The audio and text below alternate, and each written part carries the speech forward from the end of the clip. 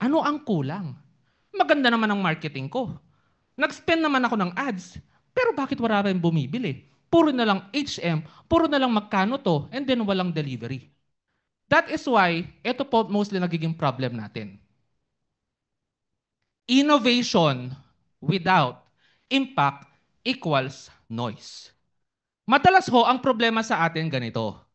May naiisip tayong bagong product or bagong service na i-offer sa mga customers mo.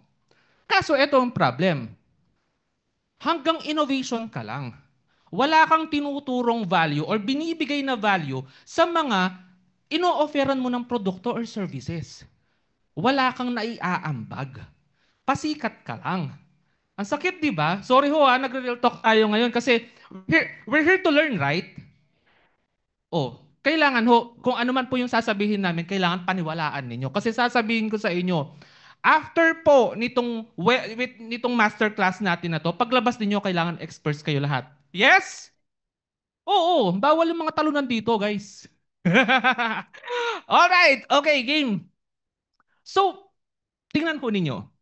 Sabi nga ni Simon Sinek, people don't buy products or services about what a person does, but how a person makes the why. I'll give you an example. Example is, merong Tapsilogan. Magka-competitor sila. Tapsilogan A, Tapsilogan B. Si Tapsilogan A gusto niya mag-innovate. So ang ginawa niya, ano kaya ang pwede namin gawin dito sa ano namin para sumikat? Sige.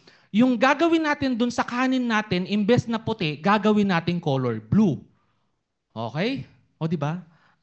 Na-try niyo na ba yun? Color blue yung kanin. So yun yung si Tapsilogan A.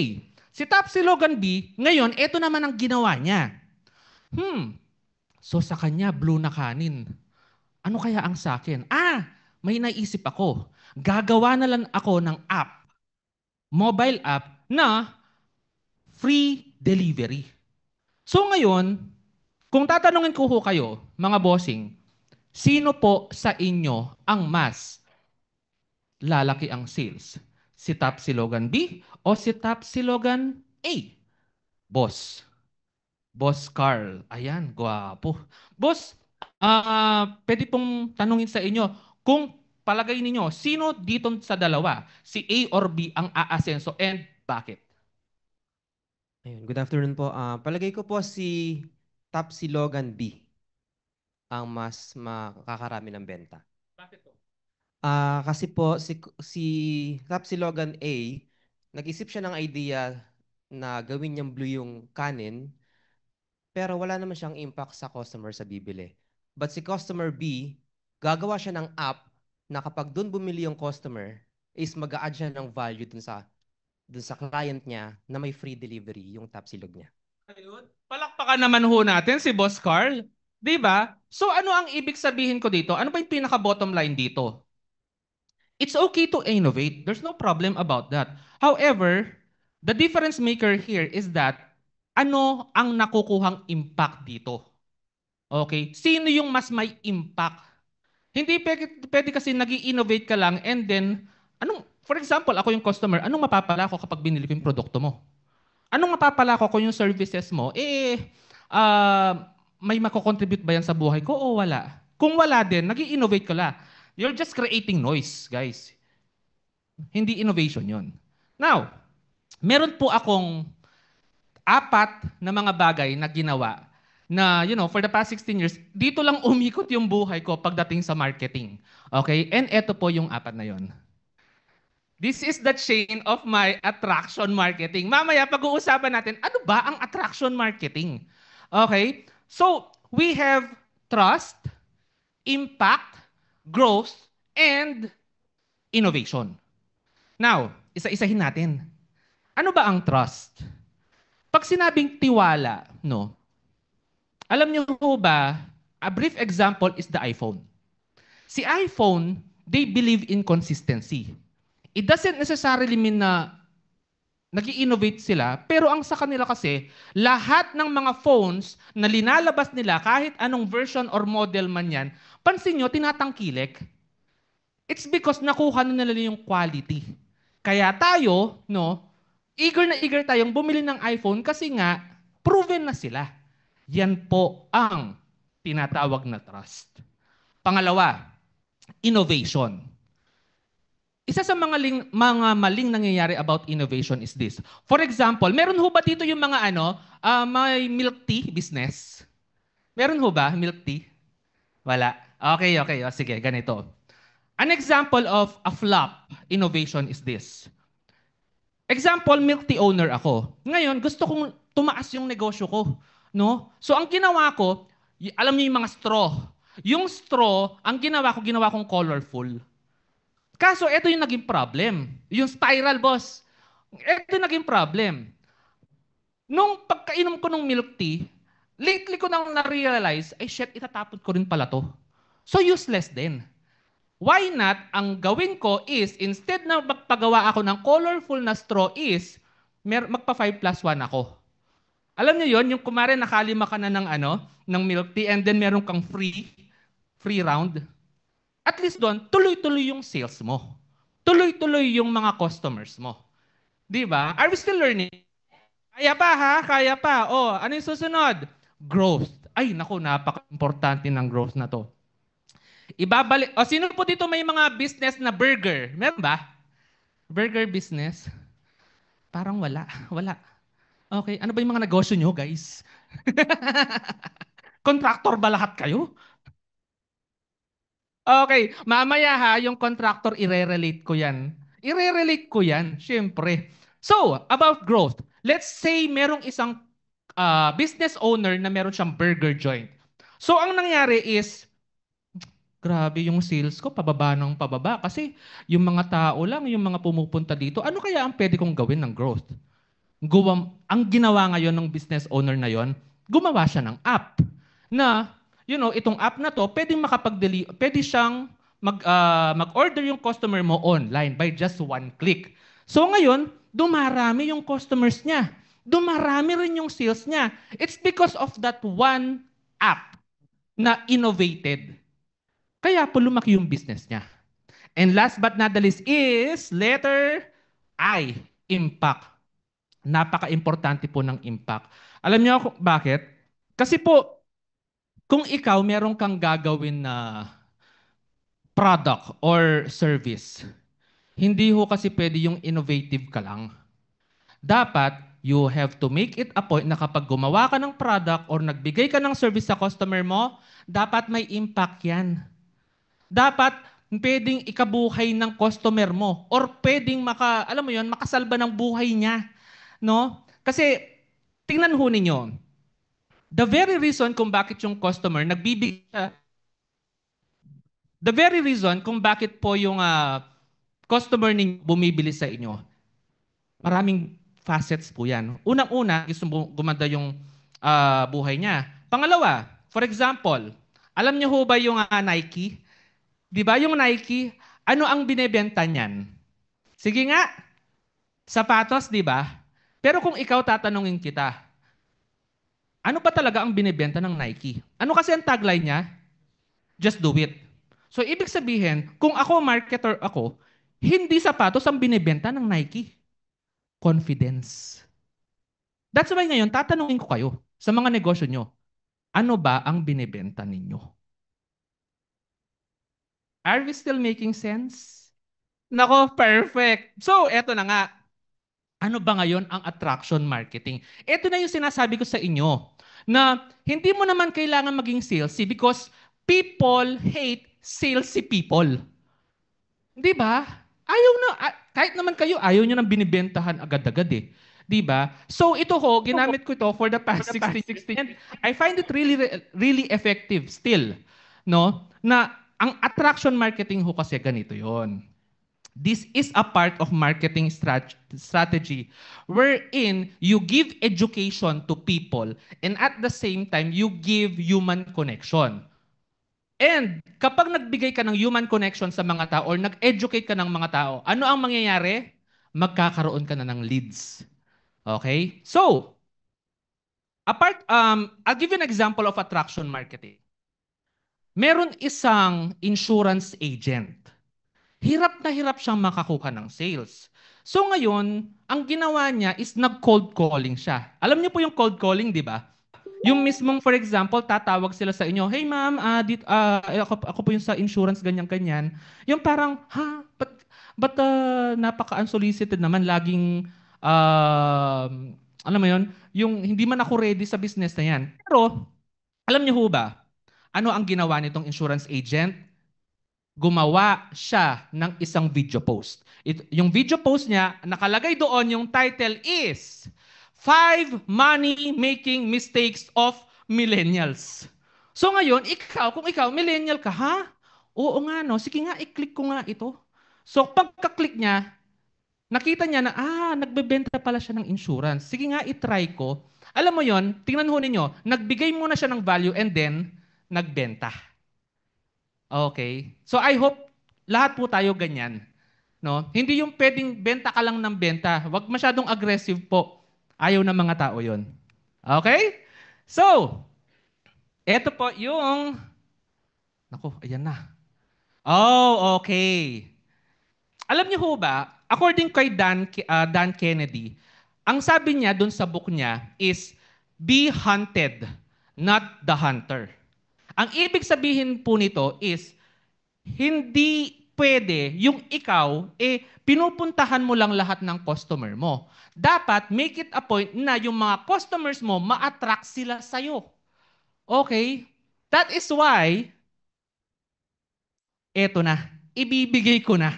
Ibibigay ko na yung pinaka-framework ko para makapag-innovate ka ng product or services while giving impact. Okay? Ready na ba kayo? Nako boss, kailangan malaman nyo to. O nga pala, sino po dito yung nanonood ng balita? Pakitaas ho ng kamay. Grabe. Ayan. O sige nga, sige nga. Eto si Bossing. Boss, pwede bang malaman kung ano ang mga hottest issue ngayong araw? DPWH lang. Okay. Thank you very much, Bossing. That is why kailangan picturean nyo to. Ayan. Ito lang ho ang kailangan yung tandaan. No? Para umasenso kayo.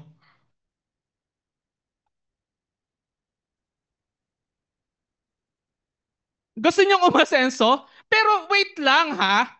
Ang iba po ang DPWH na sinasabi ko. Kasi itong DPWH na to, hindi po ito sirang mga daan.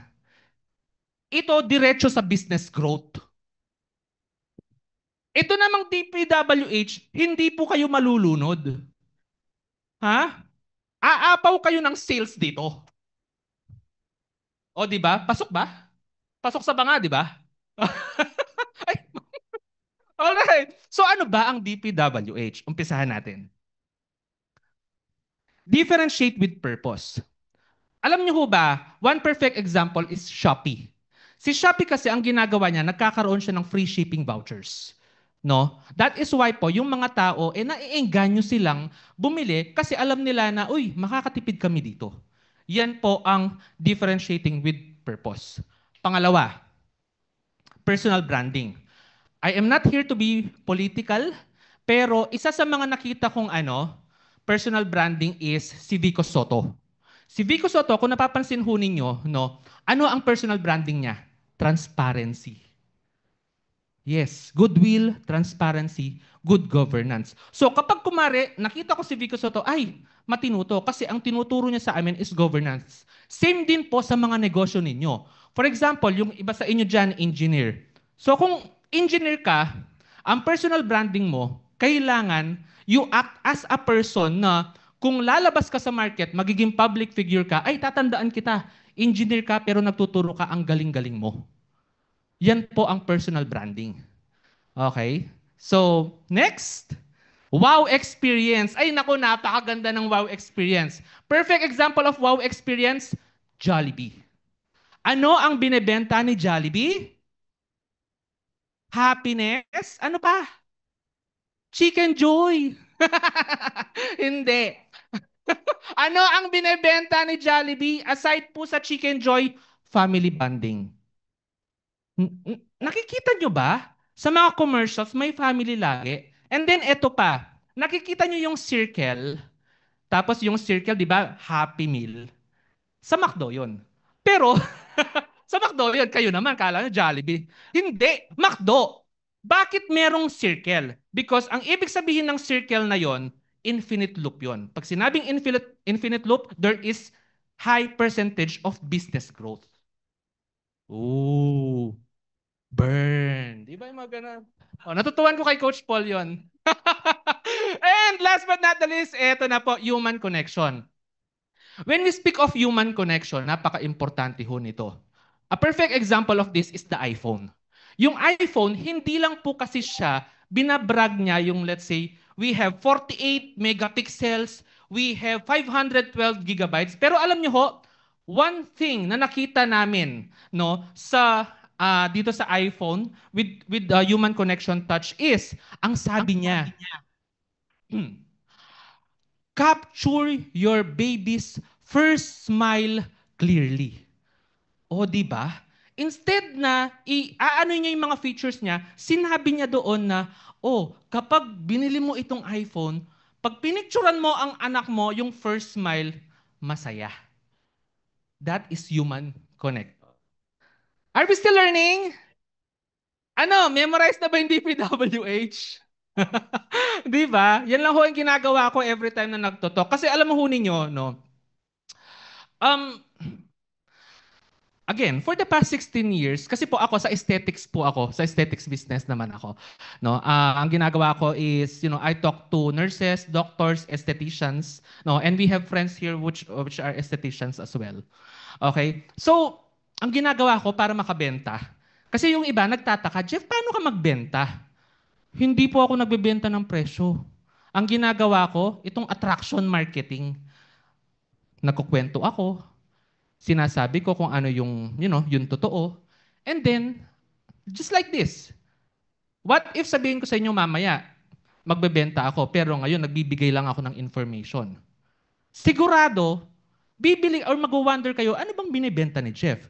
Kasi yan po ang attraction marketing. You give value, you give education sa mga tao. Hindi pwede puro benta lang. Sasabihin ko sa inyo, pag puro benta, magiging transactional lang ang ninyo. Hindi siya magiging transformational. All right? And ayan na. Digital innovation and traction. Kung gusto niyo pong maging viral, yung mga negosyo ninyo, kailangan nyo na pong i-embrace ang AI.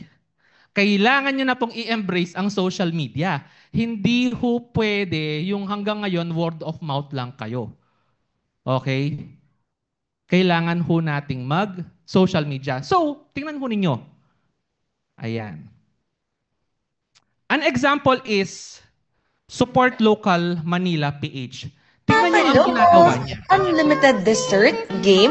Kasi Tingnan ako, mo, game na may game ice talaga ako cream, for it. mayroong Kaya naman bread. today, let me share with you guys everything I ate at Solares Waterfront Tingnan mo, ang Sunday ganda ng Buffet. ang ganda Syempre, ng first, branding. dito muna tayo sa Diba? Ang ice cream, sarap, diba? which I really love kasi they have a lot of Ako. choices, Oh, even sa what's toppings next? sa locals. And I ito na also naman. bought some of their Diba? Ang sarap ng pagkain. So parang matatakam ka na, ay sandali, saan bang restaurant ito? Mapunta nga dito sa restaurant para makakain ng masarap. Oh, pasok naman tayo sa artista. 199 pesos.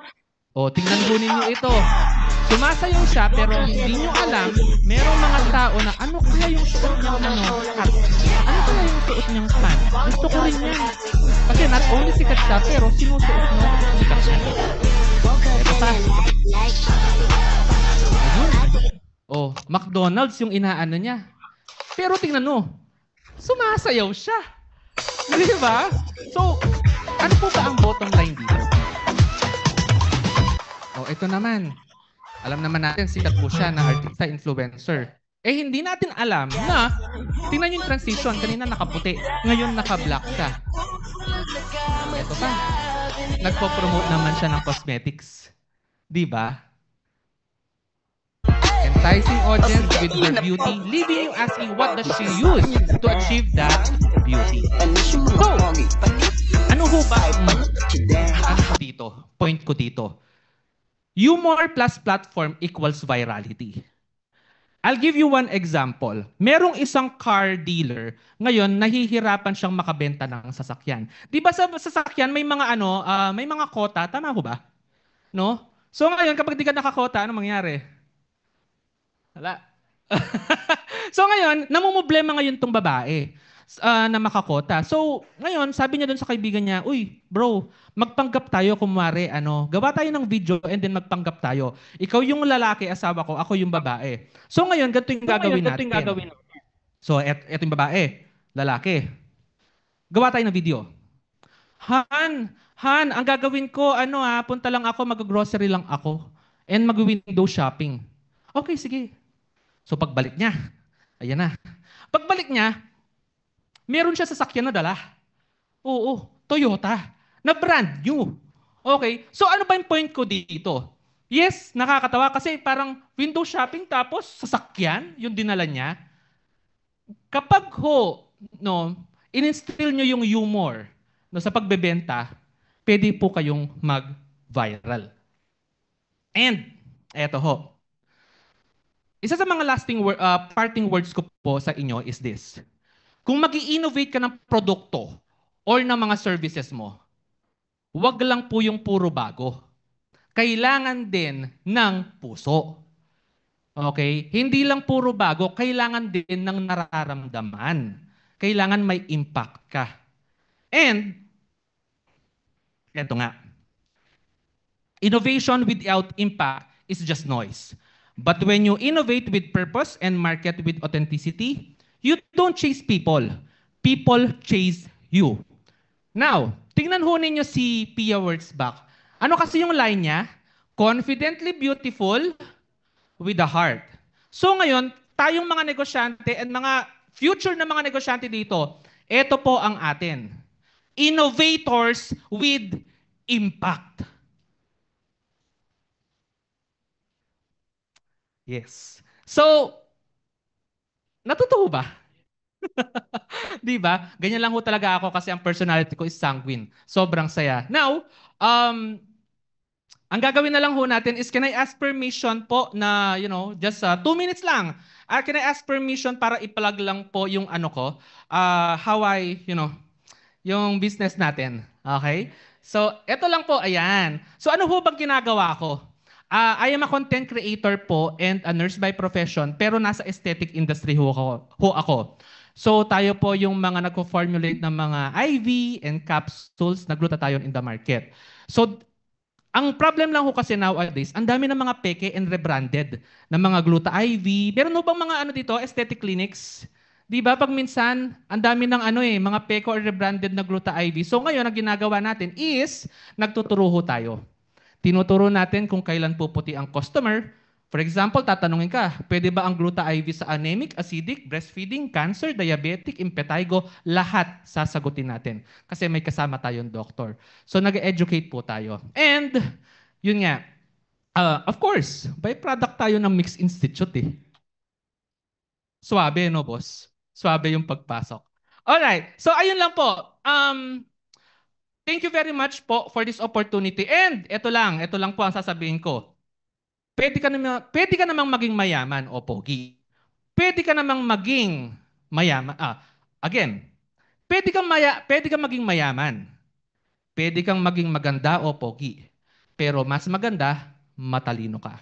Again, I'm Jeff Amurao. Thank you very much po. Thank you, Sir Jeff. Please stay on stage as we call on Sir Mix and Sir Paul to support